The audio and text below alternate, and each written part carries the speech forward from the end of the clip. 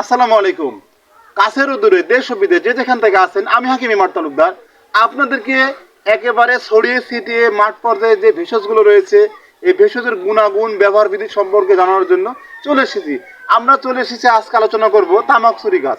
বন্ধুরা আমার, ওই সকল মা বোন ভাইদের যাদের আধ কপালে সাইনোসাইটিকা মাইগ্রেন সমস্যা রয়েছে, তারা অনেক সময় আপনার অ্যালোপ্যাথিক ওষুধ খেয়ে সমস্যা সাময়িক নিরাময় হয়, কিন্তু আপনার সমাধান হয় না। বন্ধুরা আমার, তাদের জন্য আজকের এই ভেষজ ব্যবহার নিয়ে এসেছি। এটা হচ্ছে তামাকসুরি গাছ। এই গাছের পাতাগুলো নিয়ে আপনারা সুন্দর করে হেমানদিস্তায় অথবা শিল্পাটায় বেটে নেবেন 500টা পাতা। এর সাথে নেবেন 1 চিমটি পরিমাণ কালো জিরা। নেওয়ার পরে সুন্দর করে যেখানে আপনার মাইগ্রেন সমস্যা আছে বা সাইনোসাইটিকার সমস্যা রয়েছে আপনি দিতে থাকবেন। দিলে আপনার আল্লাহর মধ্যে সেরে যাবে।